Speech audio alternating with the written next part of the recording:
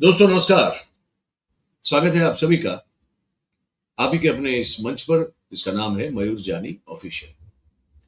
आप जानते हैं कि कौल साहब के साथ हमारी एक बातचीत की एक सीरीज चल रही है और उस कड़ी का वैसे चौथा और अगर लगातार देखा जाए तो ये तीसरा एपिसोड है। और हमने कौल साहब से कल बातचीत की तो ये जाना कि भाई हमारे जो प्रधानमंत्री हैं जो खुद कह चुके हैं, अब वो देखो वो खुद कह चुके हैं तो मैं तो उन्हीं उन्हीं को कोट करूंगा। 2024 के चुनाव के प्रचार के दौरान वो कह चुके हैं कि उनको लगता है कि वो नॉन बायोलॉजिकल है।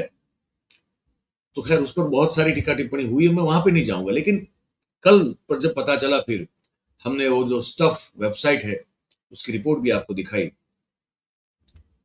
कि भाई अगर ऐसा है, अगर आप नॉन बायोलॉजिकल है तो फिर ये बचपन, जवानी, बुढ़ापा ये सब चीजें तो आपके लिए मायने नहीं रखती।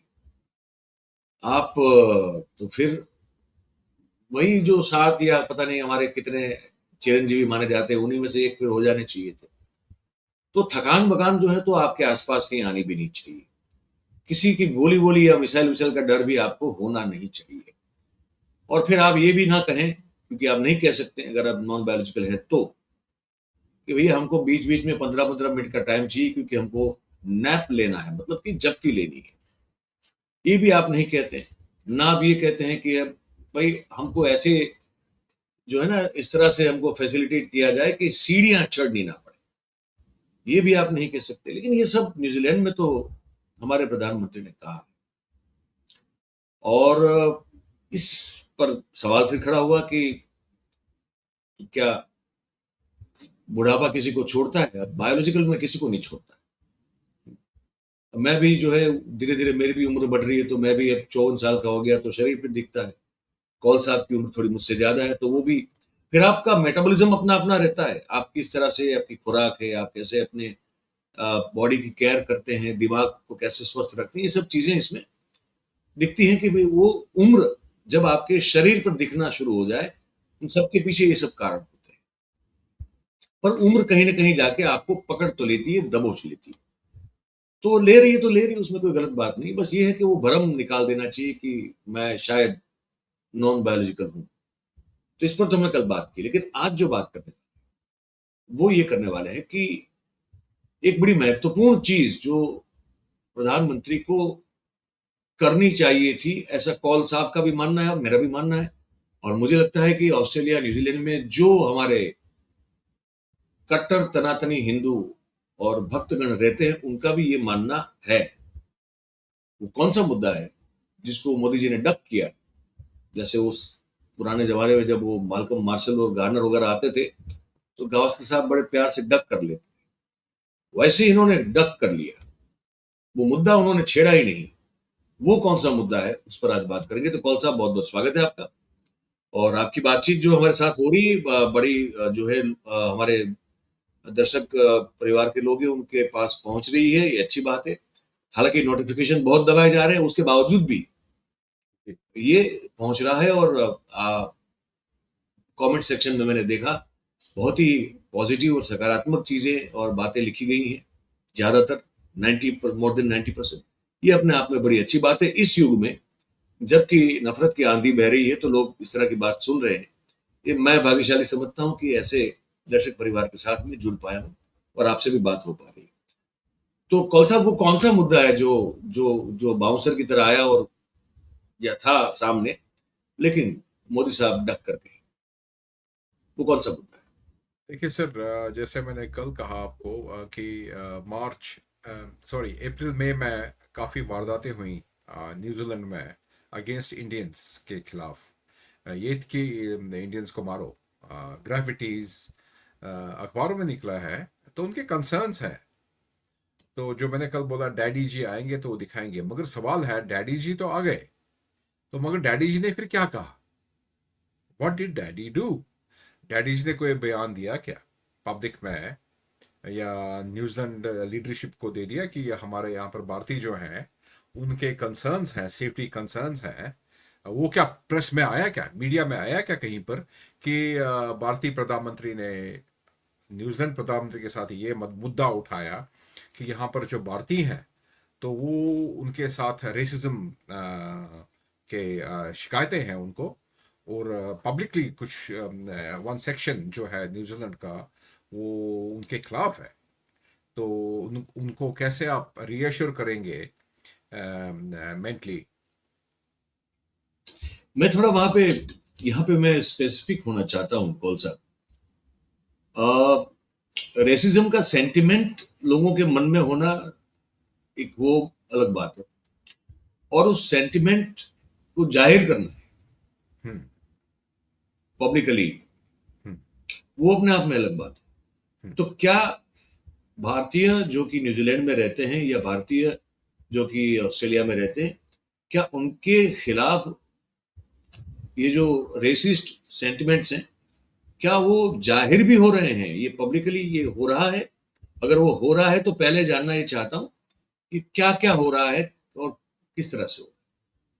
आपने कल एक वीडियो भी दिखाया था ना हमें, हाँ, वो एक वो बैनर लगा के वो न्यूजीलैंड वाले उनमें खड़े से, थे वहां हाँ। पे। हाँ। तो डेस्टिनी चर्च है वहां पर, वाइट सुप्रीमेस, तो उनके तो खुलेआम बयान है उनके अगेंस्ट इंडियंस कि ये न्यूजीलैंड है, इंडिया नहीं है, मेक न्यूजीलैंड ग्रेट अगेन। और एक इसमें अगर आप वो दिखाएंगे कल का जो वीडियो दोबारा दिखाएंगे, वो जो 6-7 न्यूजीलैंडर्स हैं वो मुंह पे पट्टी न्यूजीलैंड फ्लैग लगा के लाउड स्पीकर बात कर रहे हैं, वो तो ये भी बोल रहे हैं कि ये लोग वहाँ आए हैं जो गंदा मुल्क है, जो बदबूदार मुल्क है, उसमें वो वर्डिंग भी है, और ये मैं हमारा, दिखाता हूँ, मैं अभी दिखाता हूँ, वो बिल्कुल दिखाता हाँ, ये भारत को बदबूदार बोल रहे हैं और गंदा बोल रहे हैं। एंड और वहां पर मैंने ये भी बोला कि 2 सबर्स में ग्राफिटी, दीवार पे ग्राफिटी हुई है, किल ऑल इंडियंस। अगर सर आप इमेजिन कीजिए अगर मैं करूँ वहां पर तो मुझे कैसा फील होगा? Will I feel in secure? कोई भी, मतलब रेडिकल्स क्या होते हैं, रेडिकल्स तो, हूँ। ये है वो वीडियो, ये तो इसमें, पब्लिकल है। हाँ, इसमें तो वो बोल रहे हैं कि, मैं सुना देता हूँ एक बार फिर से, मैं एक बार हम्म, फिर से इसको, और जो कहा जा रहा है ना उसको भी थोड़ा आप कैसे ये रेसिस्ट है, इसको आप थोड़ा हमारे दर्शकों के लिए जरूर से बताएं। ये नहीं, सुनिए इसको। they don't talk New well. Zealand, our land of natural beauty, our outpost of Anglo-Celtic stewardship in the South Pacific, must not become a dumping ground for uncapped racial strangers from what is objectively one of the foulest, dirtiest countries on earth. यहाँ रोक रहा हूँ, हमारे हिंदी दर्शकों के Foulest, लिए बताइए क्या हाँ, है ये। Foulest dirtiest countries in the world. Foulest जो सबसे बदबूदार कंट्री है, डर्टीएस्ट जो सबसे गंदा कंट्री है। You understand? जी। इंडिया का नाम नहीं ले रहे हैं मगर इंडिया के बारे में ही बोल रहे हैं ये लोग। नहीं, वो बैनर तो है न्यूजीलैंड नॉट न्यू दिल्ली, हाँ, वो banner. But they call one of the foulest and dirtiest countries people in the world. ये this is degrading the whole nation actually. अगर अब आपने, हाँ आगे आगे भी सुन लेते हैं। जी, The traitors who administer our government, ruling over the whites of this land, wish to replace us with brown slaves. ये बोल रहे हैं कि हम में जो गद्दार हैं, हम में मींस हम में ट्रेटर्स हैं, मींस पॉलिटिशियंस, जी। जो जो इमिग्रेशन अलाउ करते हैं, to replace us with brown slaves. You understand? Brown means Hindustani का कलर, गुंदमी कलर जो है, तो जी। हमको उनका स्लेव बना रहे। तो ट्रेटर्स किसको बोल रहे हैं? अपने पॉलिटिशियंस को। So they are up in arms against their own government, against their politicians. दबाव डाल रहे हैं कि don't do it, we don't want to be replaced by people from the foulest and the dirtiest, you know. आगे सुनते हैं sir, आगे सुनते हैं। Who are not biologically capable of assimilating. What was clean and green will turn squalid. यहाँ रोकता हूँ। हम बायोलॉजिकली नहीं है वो एसिमिलेट मिलने के लिए। तो इसमें फिर आगे ये बोलते हैं कि अगर उनको लाना ही है तो जो हमारे कल्चर जो कंपैटिबल है हमारे साथ, मींस अंग्रेज, Anglo Celtic means, Anglo means English और केल्टिक इज आयरिश। अगर आपने लाने ही लोग इमिग्रेशन लाने तो वहां से ले आओ ना, उस कल्चर से लाओ जो हमारे कल्चर से मिलता है। तो actually they see Indians as a cultural terrorist, you know, कि यस, आप आगे कीजिए। And Brown, no amount of alleged economic growth can justify mountains of rubbish, rivers filled with junk, and shit in the streets. ये अब हर हो भारत गया। के बारे में, ये भारत का नाम नहीं ले रहे हैं कि जो भी भारत बोलता ना हमारा इकोनॉमी है, फोर्थ लार्जेस्ट था, अब तो सिक्स्थ पे पहुंच गया, कि वो जस्टिफाई नहीं करता है कि आपके जो सड़कों पे गंदगी है, they are using some very obnoxious words, तो गंदगी है, it doesn't justify all that.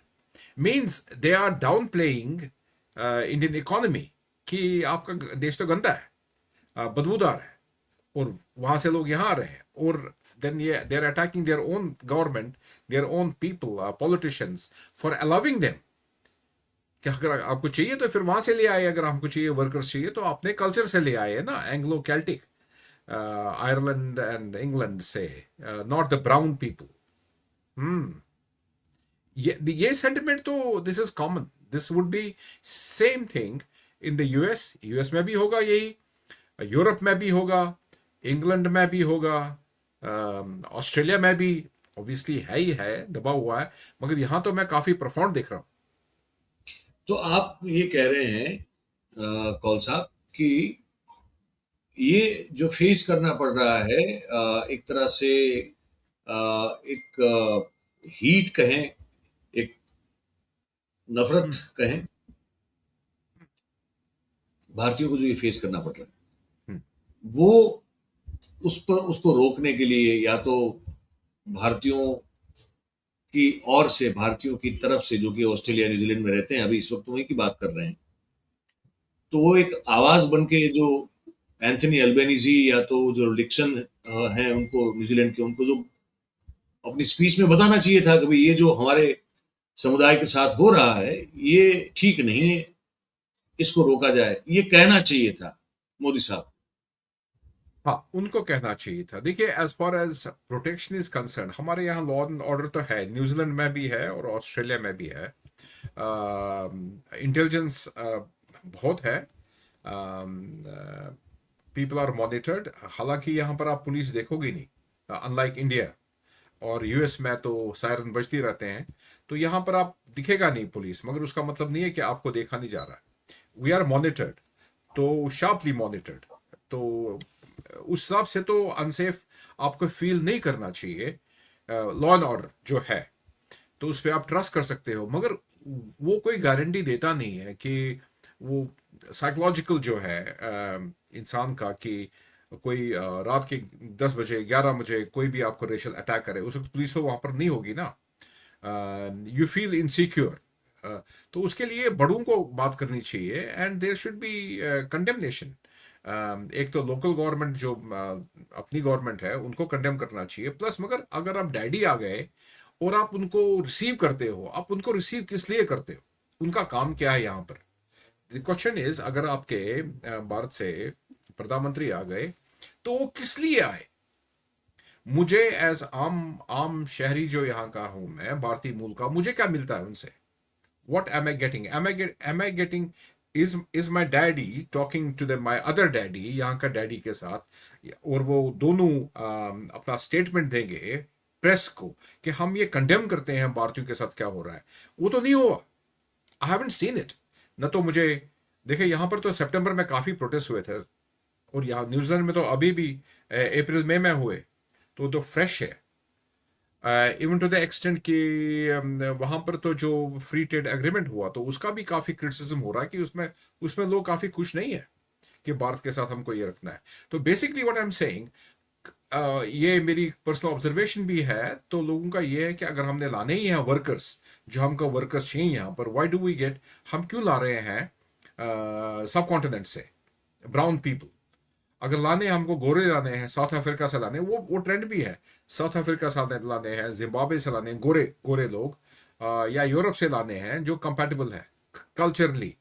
तो जो सब कॉन्टिनेंट का कल्चर जो है वो इनको थोड़ा सा एलियन लगता है, वो अब डर रहे हैं, दे आर गेटिंग थ्रेटन्ड।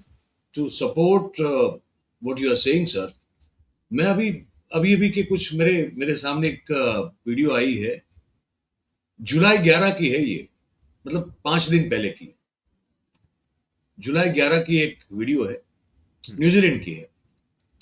मैं सिर्फ दिखा दूं वो दिखाता हूं, वो दिखाता हूं। ये है।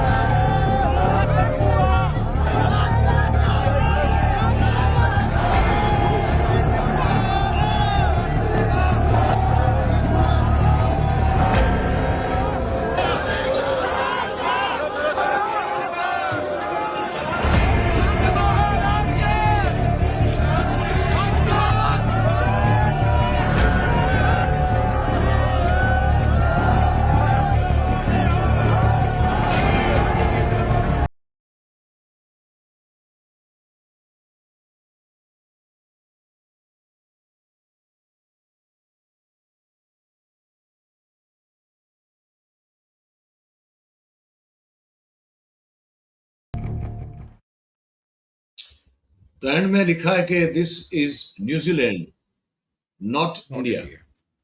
ये अब जो मैं वो कर रहे थे, जस्ट हाँ, वो मैं एक और भी दिखा दूं ताकि मैं एक हम्म, क्यूमुलेटिव कंक्लूसिव आपकी उसमें आ जाए।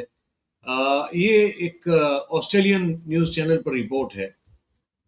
उस रिपोर्ट को मैं, इसकी छोटी सी क्लिप है, मैं वो दिखाता हूं आपको। इसमें ये कहा गया है कि ऑस्ट्रेलिया में रहने वाले कुछ जो ट्रक ड्राइविंग करने वाले इंडियंस हैं, मोस्टली पंजाबीज हैं, उन सबको एक थ्रेट मिली उनके मोबाइल पे, और उसमें लिखा गया था कि a good Indian is a dead Indian. ये दिखा देता हूं। Drivers experience racial abuse every day on the radio, on social media, and in person. Before sitting in this truck, he spat on me. I have to be careful all the time. Australia has a long tradition of trucking. Without them, the nation grinds to a halt. But behind this well-oiled machine lies a problem no one knows how to fix, and it's taking a massive toll on some migrant drivers.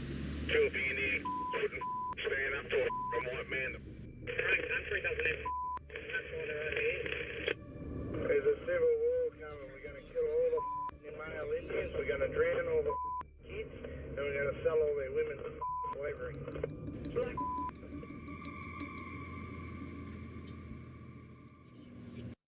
हाँ, तो ये सब just आप जो कह रहे हैं, मतलब दर्शक हमारे, इनको ये भी समझ में आया ना कि हम सिर्फ बातें नहीं कर रहे। हम, मेरे पास बहुत और सारे भी वीडियोस हैं, पर देन वो काफी रो लैंग्वेज है। यहाँ तो थोड़ा जो है गाली वालियां जो है बीप की गई थी। तो ऐसे बहुत सारे वीडियोस हैं। तो जो कॉल साहब कह रहे हैं कि ये जो एक बड़े मास मूवमेंट के लेवल पे एक वाइट सुप्रीमिस्ट वहां पे जो लोग हैं, वो टारगेट कर रहे हैं। और ये आपने अभी तो देखा, जान की धमकी से लेके बहुत कुछ और भी है।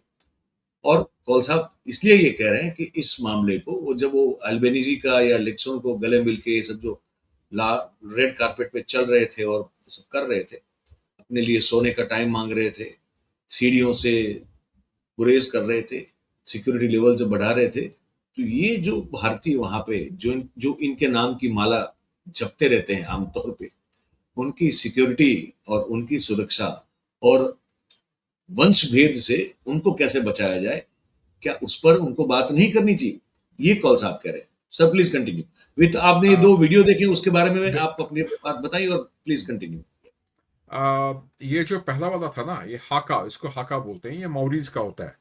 It's a war cry kind of a thing. ये रग्बी मैच जो भी होगा ना, तो उसमें पहले स्टार्ट हाका से ही करते हैं।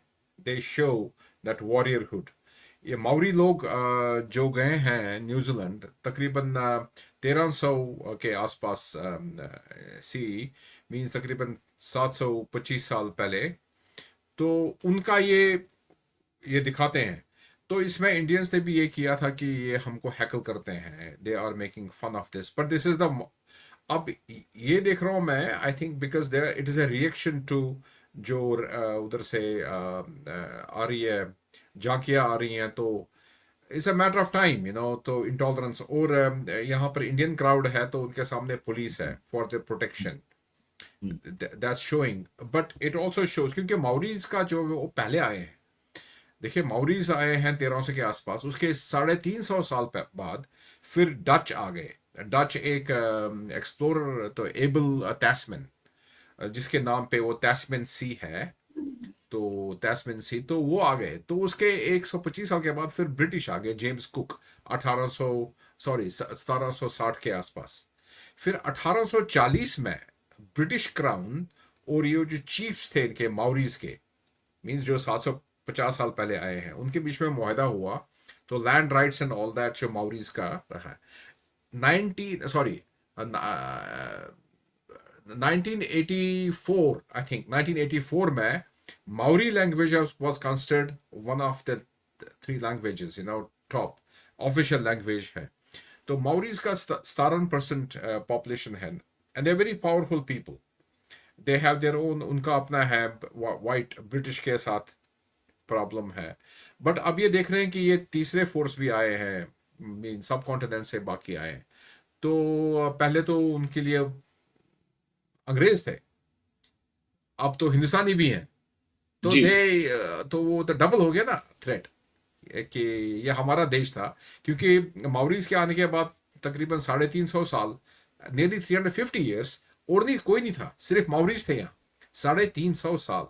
तो फिर अचानक पहले डच आए, फिर वहाँ से फिर ब्रिटिश आ गए, अब हिंदुस्तानी आ गए, तो माउरीज का दे आर फीलिंग अनकंफर्टेबल, वो भी है। इधर से एंग्लो केल्टिक, वो भी अनकंफर्टेबल फील कर रहे हैं। और अब इसमें अगर इसको आप एड्रेस नहीं करोगे, concerns, I mean all parties should come together. New Zealand में ये आगे आगे काफी बढ़ेगा sir, and I can predict it. आगे आगे जो हिंदुस्तानी है पूरे वेस्टर्न वर्ल्ड में, इंक्लूडिंग ऑस्ट्रेलिया और न्यूजीलैंड, उनके लिए रहना दुभर हो जाएगा। अच्छा, यस तो ये तो फिर मामला है, जैसे आप कल भी जिक्र कर रहे थे और मैं उस पर आना चाहता हूं अभी, कि वही जो आपने बहुत अच्छा एग्जांपल दिया था कि स्कूल में अगर कोई बच्चा थोड़ा कमजोर पड़ता है तो कहता है कि मेरे डैडी आएंगे तुमको ठीक कर देंगे। तो ये जो डैडी तो आ गए उधर, तो फिर क्या हुआ? डैडी ने तो फिर क्या बयान भी हुआ? नहीं दिया। मैं ये कह रहा हूँ, daddy he didn't even speak.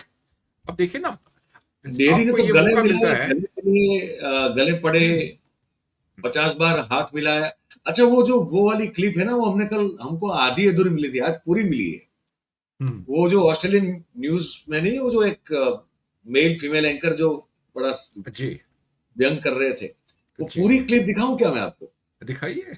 क्योंकि वो पूरी देखना बड़ा वो है। ये पूरी यहाँ से शुरू होती है, और हमको कटी हुई मिली थी, ये पूरी होती और शुरू यहाँ से होती है पूरी क्लिप। तो कौल साहब, डैडी ने तो ये किया सर। आपकी आवाज नहीं आ रही है। इट इज पोर आपकी ऑप्टिक्स। हाँ इसकी आपकी पोर आपकी आवाज म्यूट थी। आप प्लीज अब बोले प्लीज। हाँ, पोर ऑप्टिक्स है, और ये अच्छा नहीं जा रहा है। इवन अल्बनीजी के लिए भी अच्छा नहीं जा रहा है कि it's not going well for him. He will be, यहाँ पर काफ़ी अपोजिशन जो है एंड लोग even from his own party, you know, अच्छा, they will not, because it shows his it's unusual चीज़ है ये जो प्राकृतिक नहीं लगता है, यू नो, इट्स अननेचुरल। ये इतना ये गले वले करना, ये नाटक लग रहा है, ये साफ नाटक लग रहा है। It's not, it doesn't look genuine, it looks very poor. और यू नो, पॉलिटिक्स में तो ऑप्टिक्स काफ़ी प्ले करता है, how you come across, but ये ठीक नहीं जा रहा। आई मीन, या both, but the question again, I am coming to, मैं दोबारा उसी पे आता हूँ। भारतीयों को क्या मिला? क्या मिला? व्हाट स्टेटमेंट इन्होंने, प्रधानमंत्री भारत के, उन्होंने कौन सा जॉइंट कॉन्फ्रेंस जो था ना, प्रेस को मिलना, जब दोनों करते हैं, उस वक्त ये मुद्दा उठाना था, वो तो होता ही नहीं है। आई मीन, अगर मैं उनकी जगह होता, मैं रिपोर्टर से पूछता कि मैं आपसे क्वेश्चन पूछता हूं। अगर जवाहरलाल नेहरू होते, आई मीन ही टाइप, वो रिपोर्टर से वापस पूछते कि मेरे को ये बताइए, आपकी कंट्री में ये हो रहा है, मैंने रिपोर्ट्स पढ़ी है, आप मेरे को बताइए आपकी कंट्री क्या कर रही है। You understand? रिपोर्टर को वापस डालो क्वेश्चन, विट चाहिए उसमें।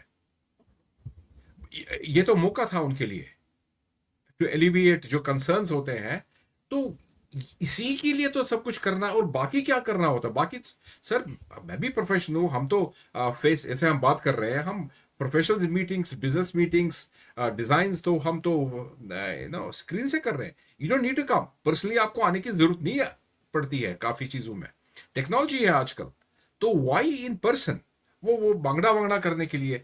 एक कॉमन चीज है हर जगह, जहां पर भी जाते हैं तो वहां पर वो भारतीय लोग जो है ना, वो मांगड़ा वांगड़ा करते हैं, नाश्ता गाना होता है। तो it doesn't show the seriousness कि ये एक कौम है, इनको सिर्फ नाश्ता गाना आता है, और ये 1+1 बोलते हैं। ये तो बोलते, उसने बोला कि ये ऐसे कारपेट मेजर करते हैं, 1 और 1 11 होते हैं। Is that how they measure the carpet? और वो कारपेट वाला जोक बड़ा खतरनाक था सर। और कारपेट की लेंथ थी, रेड कारपेट की, वो भी बड़ी इंसल्टिंग थी। यहाँ पर वायरल हो गया वो चीज। I am just telling you, you know, लोग अपने व्हाट्सएप पे फॉरवर्ड कर रहे हैं। और एक और चीज का आ रहा है आजकल की, आजकल काफी CNN के आर्टिकल्स हैं कि भारतीय लोग जो हैं, भारत सिर्फ वर्ल्ड को क्या दे रहा है, इमिग्रेंट्स लोग दे रहा है ना, और उनमें ऑलरेडी प्रॉब्लम है, उनमें बेरोजगारी भी बढ़ रही है, और उल्टा ये लोग भेज रहा है। तो इंडिया के इंटेंट पे काफ़ी सवाल उठ रहे हैं लोग। और Hinduism is the largest growing population, आज किसी ने भेजा, कोई CNN, कोई किसी का है आर्टिकल कि हिंदुइज्म ऑस्ट्रेलिया में सबसे ज़्यादा बढ़ रहा है। अब ये भी थ्रेट करेगा पैदा, क्योंकि चाहे अगर 80% हमारे एथीस्ट नहीं है, मगर कहने को तो क्रिसमस तो मनाते हैं ना सर। तो व्हेन दे से कि दूसरा रिलीजन आ रहा है, तो साइकोलॉजी तो बिगड़ जाती है कि, तो उनका ये काम था, ही शुड हैव, एक तो भारतीयों के लिए जो यहाँ पर थे, जिन्हें रिसीव किया, they should have at least shouted Albanese के सामने, उनका प्रधानमंत्री है वो, he is the daddy, he is the prime minister, elbow elbow elbow elbow, जैसे मोदी मोदी मोदी बोला है, वैसे एल्बो एल्बो को ग्रीट करते हुए एल्बो। तो एल्बनीजी को लगता कि देखो भाई, ये मेरे को भी प्यार करते हैं ये, मगर आप ये तो अपने डैडी को प्यार करते हैं, और यहाँ पर रह रहे हैं, तो उसकी पार्टी के लोग तो कुछ नहीं बोलेंगे, मगर पीछे सोचेंगे ना सर ये क्या हो रहा है। और डैडी न्यूजीलैंड में जाके क्या कह रहे हैं, ये शायद ये वाली क्लिप लोगों ने ना देखी हो। इनके जो डैडी हैं, हमारे प्रधानमंत्री, वो न्यूजीलैंड में जाके जो कह रहे हैं, वो ये कह रहे हैं कि अगेन फिर से उनकी सुई वही पुरानी कांग्रेस सरकारों पे वो अटकी हुई है। वो अच्छा, ये जो है वो इंसल्ट नहीं है। देखिए, अच्छा मजे की बात अब मैं सुनाने जा रहा हूं, ये देश का अपमान नहीं है।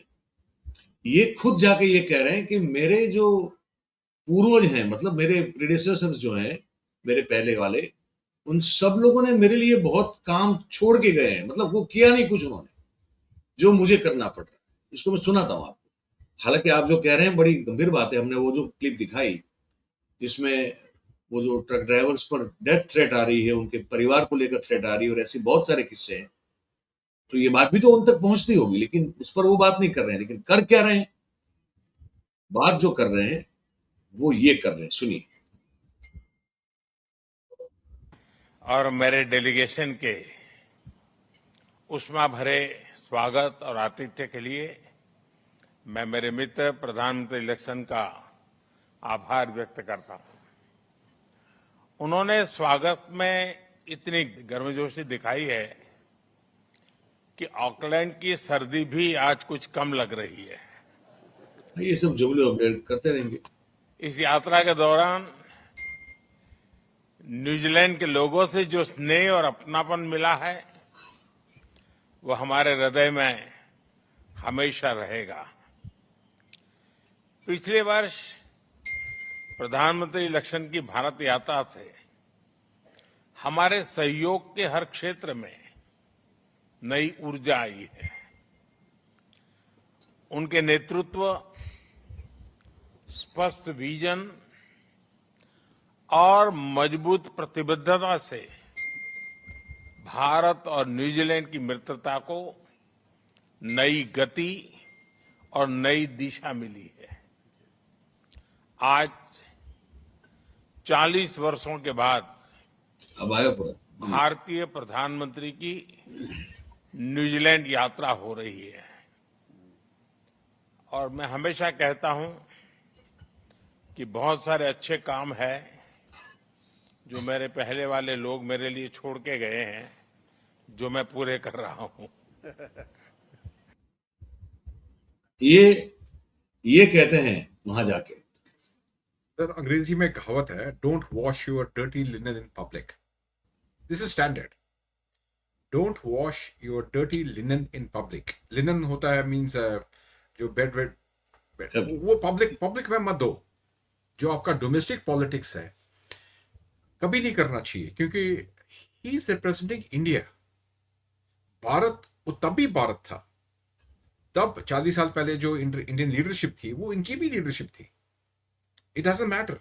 और 40 साल पहले क्या हुआ था सर, 1986 में क्या हुआ था आपको मालूम होना चाहिए। What happened? When did Indira Gandhi die? What happened then? फिर उसके बाद राजीव गांधी का क्या हुआ? फिर उसके बाद काफी जो मैंने इस किताब में भी है, इस किताब में भी है मेरी, what happened in India, you know, ये अथॉरिटेटिव डेमोक्रेसीज इतना अस्थिर सरकार रही हैं, तो किसको क्या मिलेगा मौका? The question is, Modi ji तो 12 साल से हैं कुर्सी में, इनको भी 12 साल के बाद ही मौका मिल रहा है ना जी बिल्कुल। और जिनके वो now if you see record, वो लोग पहले काम करते कि दुनिया का चक्कर करते? when Pandit Nehru had to get down on means roll up your sleeve, तो काम करो। उनके पास कोई ब्लूप्रिंट नहीं था सर।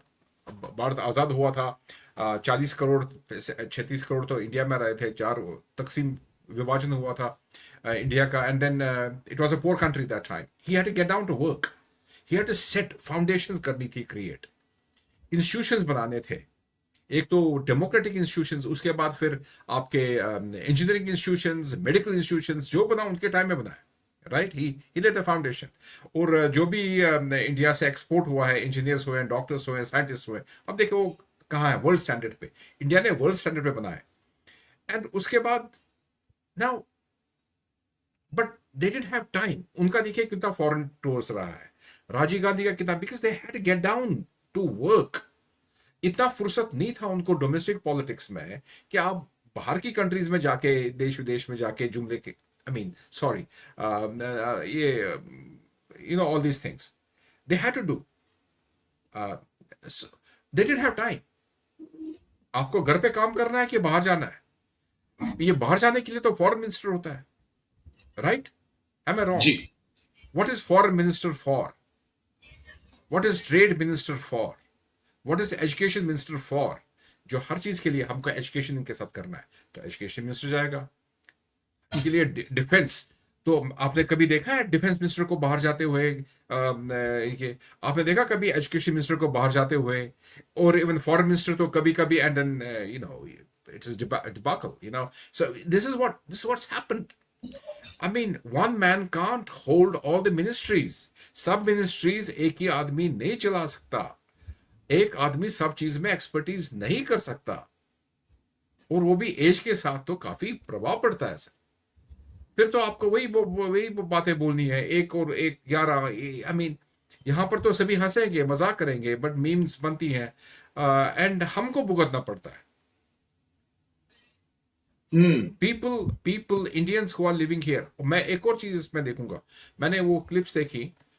हमको ये याद रखना चाहिए, गोरों को, सफेद लोगों को व्हाइट कंट्रीज में उनको फर्क नहीं पड़ता है कि आप हिंदू हो, मुस्लिम हो या सिख हो. वो आपको हिंदुस्तानी समझते हैं. अगर आप देखोगे वर्ल्ड वॉर 1 में और 2 में भारत से कितने गए थे ब्रिटिश के साथ लड़ने के लिए, 10 से 12 लाख के आसपास उसमें सैनिक थे हमारे. 6 का रिप्रेजेंटेशन देखिए सर. इंडियन, अगर आपको इंडियन, अब if you see any person, Mona जैसे आप है, या आप तो मुस्लिम लगोगे या हिंदू लोग, मगर सिख तो सिख ही है. ही इज फ्रॉम इंडिया, चाहे वो 10 जनरेशन भी कहीं पर पैदा हो, सिख इज इंडियन, राइट. बाकी हमारे तो माथे पे कोई धर्म लिखा नहीं है. तो we have to be very careful. अगर सिक्स के साथ हो रहा है, you have to represent Sikhs, क्योंकि वो भारतीय हैं. It doesn't matter. अगर मुस्लिम्स के साथ कहीं पर हो रहा है, वो भी भारतीय हैं. इंडिया तो सबका है sir. They are all Indians. And then if something wrong is happening, जैसे वो जुलूस में था वो, so you have to speak out. Because ये जो डेस्टिनी चर्च है वहां पर, उन्होंने वार्निंग दी है, we want all Hindus, Sikhs and Muslims, Indians out. तीनों का नाम लिया.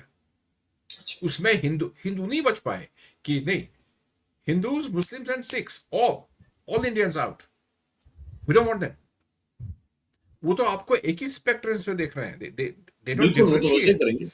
अगर हम अपने डोमेस्टिक पॉलिटिक्स की वजह से उनको डिफरेंशिएट करें, and we don't speak up, we don't represent them, then they are, वो क्या बोलते हैं, वो यतीम बन जाते हैं.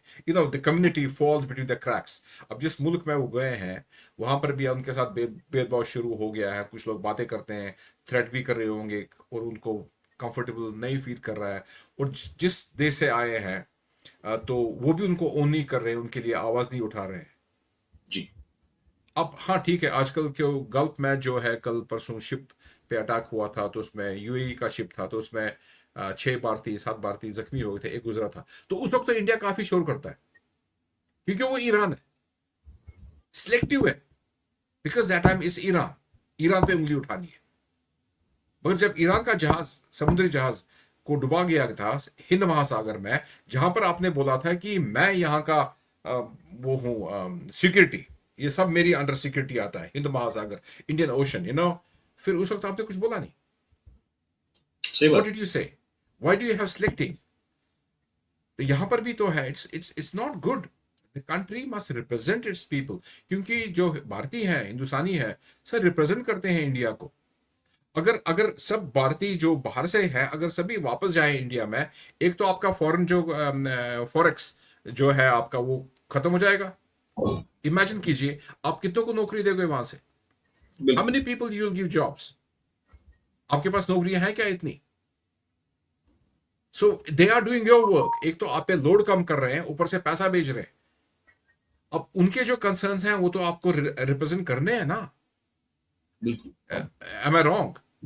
बिल्कुल ठीक है सर. अगर सभी भारतीय जो है वर्ल्ड में वापस जाएंगे, मिडिल ईस्ट से भी जाएंगे, वेस्टर्न कंट्री से जाएंगे, तो आप उनको एंगेज कर सकते हो, नंबर 1. और आपका जो फॉरेन रिजर्व है, वो कहां जाएगा? वो कहां होगा? क्या होगा उसका? फॉरेक्स का क्या होगा? जो रिमिटेंस जा रही है. और ये बात भी हो रही है यहाँ पर, व्हाइट जो सुप्रीमेसिस्ट हैं, व्हाइट एक्सट्रीम फार राइट, वो बोलते हैं कि इतना पैसा दे हैव कैलकुलेटेड कि इतने बिलियंस इंडिया जा रहा है. यहाँ का पैसा जो यहाँ पर कमाया आपने, वो इंडियन जा रहा है. They are raising this questions. So what are these people getting? So we can't, the Indian government can't just abandon. ये तो सिर्फ ठीक है, नाचना गाचना ठीक है, स्टेडियम में बुलाया उनको, वो भी टैक्स पेयर्स पर नहीं, वो अपने पैसे से आए हैं वहाँ। Can you imagine? बाकी लोग वहां पर जो गए हैं वो अपने पैसे से गए। क्यों गए? क्योंकि भारत का प्रधानमंत्री है, कुछ बोलेगा। अब ठीक है, उन्होंने बोला नहीं, कंसर्न नहीं किए हैं, but that is the real concern कि यहाँ पर जो सितंबर में इतने जुलूस हुए थे एंटी इमिग्रेशन, और उसमें स्पेसिफिकली फिर एंटी इंडिया आता, क्योंकि India is the largest country in terms of the immigration, जो सप्लाई करता है वर्क फोर्स दुनिया को। मगर अब ये धारणा है कि हमको अपने कल्चर के वर्क फोर्स लाओ, हमको भारतीय नहीं चाहिए, क्योंकि ये कल्चर हमारे से मिलता नहीं है, एसिमुलेट नहीं होते हैं, because we just show off our culture proudly. उसमें कोई प्रॉब्लम नहीं है, but they feel a bit threatened.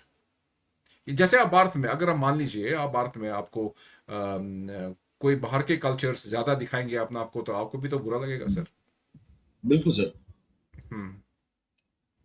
बहुत सही बात की आपने। तो मेरे ख्याल से आज इसी बात पर हम समाप्त करेंगे। मैं बस इतना ही कहना चाहता हूँ, जो सब लोग हमारे साथी सुन रहे हैं, कि ये जो हर बार अपने भाषण में हमारे प्रधानमंत्री कुछ चीजें जो हैं वो लगातार कहते रहते हैं, इसमें एक है नई ऊंचाई, एक है नई दिशा, और एक है नई ऊर्जा। ये तीन जो है उनको रोज मिलती रहती है, तो हमको समझ में नहीं आता है कि जो पहले दिशा में जा रहे थे, जिस दिशा में, क्या वहां जा रहे हैं या कहीं नई दिशा में जा रहे हैं, क्योंकि खुद कहते हैं कि नई दिशा मिल रही है। तो इनका देखो, हम मजाक नहीं करना चाहते हैं, इसका हम कोई मजाक उड़ाना नहीं चाहते, लेकिन बात यह है कि अगर आपको रोज नई ऊर्जा भी मिल रही है, तो फिर आपको नैप टाइम क्यों चाहिए? फिर आपको ये रिक्वेस्ट क्यों करनी पड़ रही है कि हमको फिर सीढ़ियां जो है वो नहीं चाहिए, हमको सीधा जो है कहीं से मतलब लिफ्ट ही मिल जाए, या ऐसी कोई जगह जहां सीढ़ी चढ़ के जाना हो हम नहीं जाएंगे। ये कहने की क्या जरूरत है जब आपको रोज नई ऊर्जा मिल रही है? और इनसे मिलने वाले जो जितने चाटुकार पत्रकार हैं वो भी ये कहते हैं कि मुख्यमंत्री और प्रधानमंत्री से मिलने के बाद बड़ी ऊर्जा का अनुभव होता है। तो वो ऊर्जा कहाँ गायब हो गई, ये हमारे मन में सवाल है। और बाकी भाई साहब, प्रधानमंत्री जी, उन लोगों का सोचिए जो जिनके लिए आप डैडी फिगर हैं, पापा समान हैं, जिनके लिए उनका भी सोचिए, जो बाहर रह के उस देश में खाते पीते कमाते सब कुछ करते हैं, वहां से पैसा भी यहाँ भेजते हैं, और आपके नाम की अखंड धूम जो है, नाम जाप भी आप ही का कर रहे हैं, पर वहां पे वो सलामत नहीं है। तो प्रधानमंत्री जी जरा उनका भी देख लीजिए, क्योंकि यही तो है जिनके कंधे पे आप पांव रख के जो है कहीं भी चढ़ जाते हैं। बस यही कहना था। पल साहब, बहुत बहुत धन्यवाद आपका, आपने बड़ी डिटेलिंग में 3-4 एपिसोड में ये पूरी बातचीत बताई। और जरूर जो मतलब जैसे जैसे मौका मिलेगा हम तो आपको इनवाइट करते रहेंगे, और आपसे समय मांगेंगे, और आपसे बातचीत भी करेंगे। उम्मीद है कि आप भी जो है समय निकालेंगे। बहुत बहुत धन्यवाद सर, बहुत बहुत धन्यवाद। थैंक यू मयूर। और सभी साथियों का भी बहुत बहुत धन्यवाद। अपनी राय जरूर से रखें कमेंट करके इस बातचीत को लेकर, और इस वीडियो को लाइक करें अगर आपको अच्छा लगा, इसकी लिंक को शेयर करें ताकि और लोगों तक पहुंचे। और हमारे जितने भी नए साथी जुड़ते हैं, अगर उन्होंने चैनल को सब्सक्राइब नहीं किया है तो अभी कर लें, और अपने साथियों से। आर्थिक सहायता हमें चाहिए, जानकारी आज तो हमने नहीं रखी है, वरना आप पुराने वीडियो में देखेंगे तो वो रेड कलर का स्क्रॉल चलता है, उसमें जानकारी होती है। तो अगर आप चाहें तो हमको आर्थिक अनुदान भी भेज सकते हैं। Thank you very much sir, और सभी साथियों नमस्कार।